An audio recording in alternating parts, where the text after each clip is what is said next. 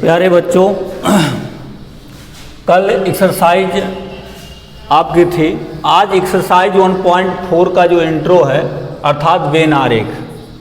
When आरेख है क्या? तो वेन आरेख समुच्चय में संबंध को दर्शाता है। यहां लिख लेंगे हम वेन आरेख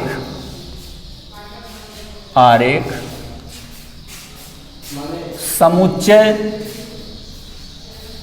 में संबंध को दर्शाता है।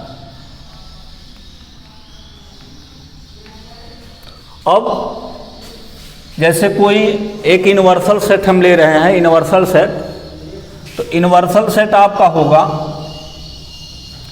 1 2 3 4 5 6 7 8 9 10 तक ही रख लेते हैं इस पे।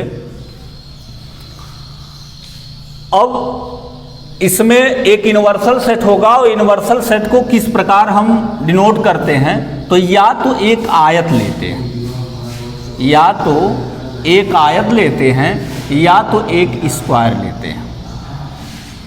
जो आपका यूनिवर्सल सेट होता है अर्थात यूनिवर्सल सेट को हम सार्वत्रिक जो समुच्चय कहते हैं, उसको या तो एक आयत के द्वारा हम प्रेजेंटेशन करते हैं और या तो किसी वर्ग के द्वारा प्रेजेंटेशन करते हैं। तो यहाँ पे आप क्या लिख देते हैं? यू।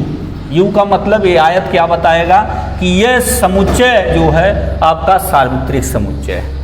अब इसी में कोई एक सेट ले लें, a = 1 2 3 4 ले लिए, और b = कोई दूसरा सेट आपका है 6 7 8।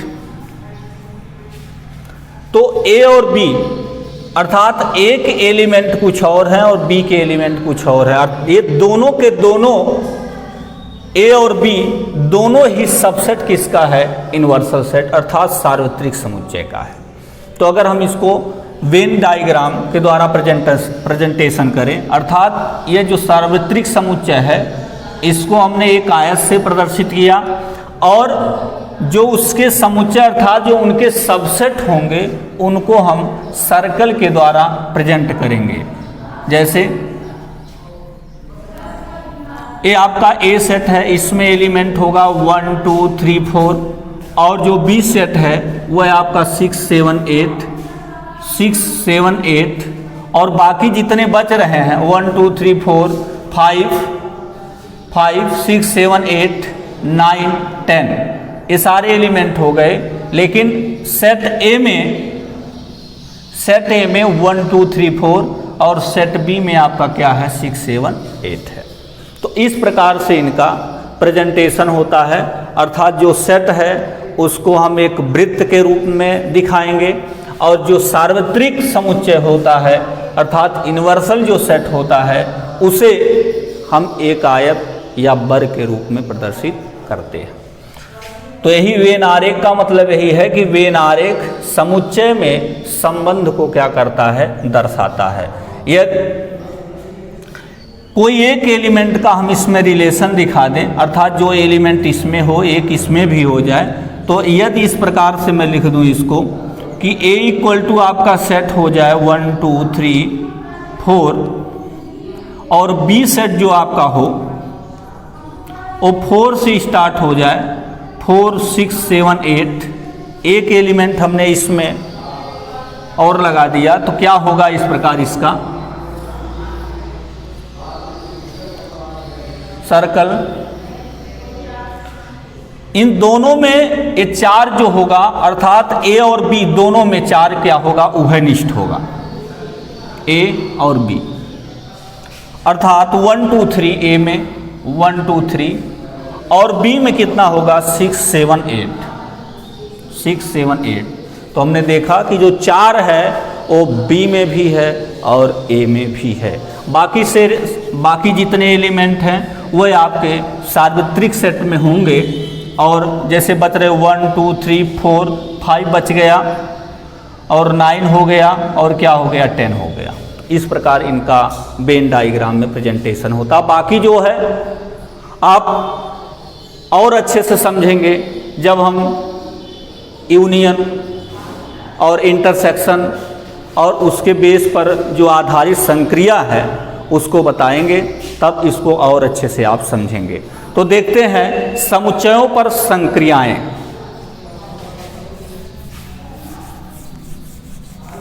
समुच्चयों पर संक्रियाएं क्या है?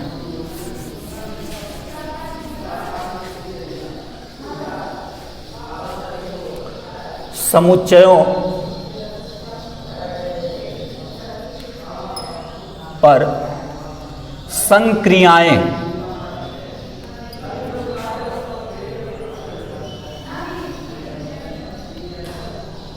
पहला जो है,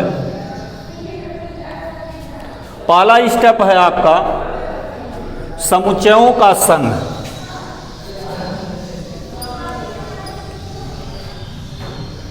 समुच्चयों का संघ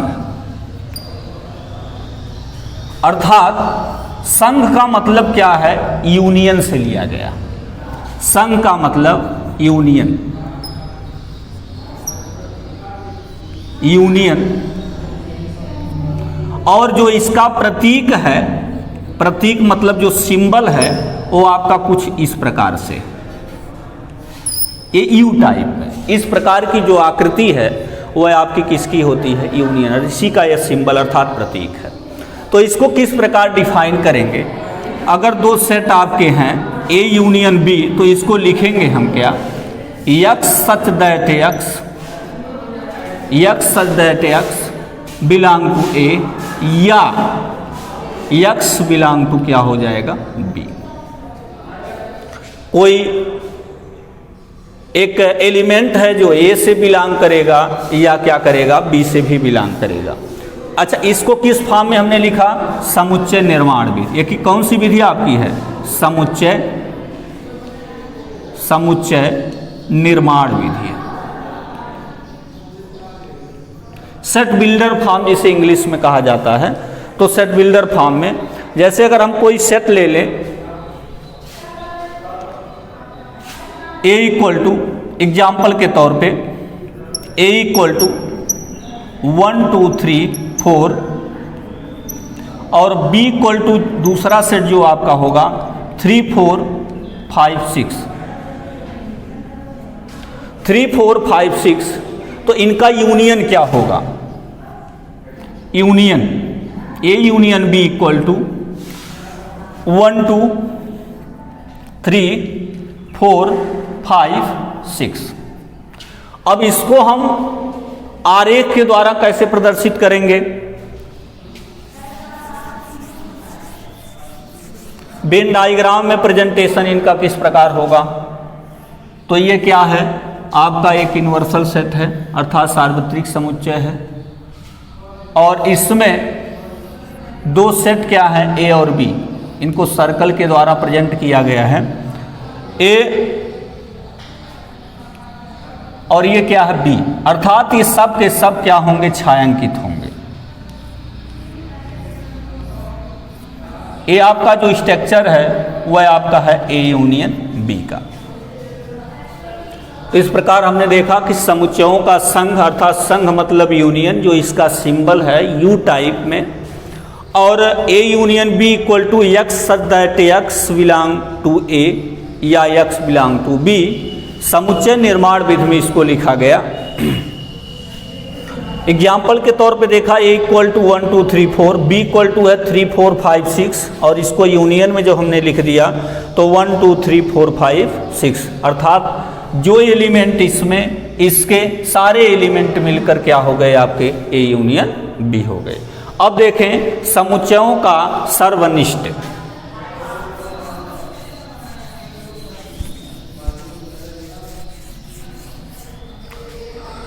समुच्चयों का सर्वनिष्ठ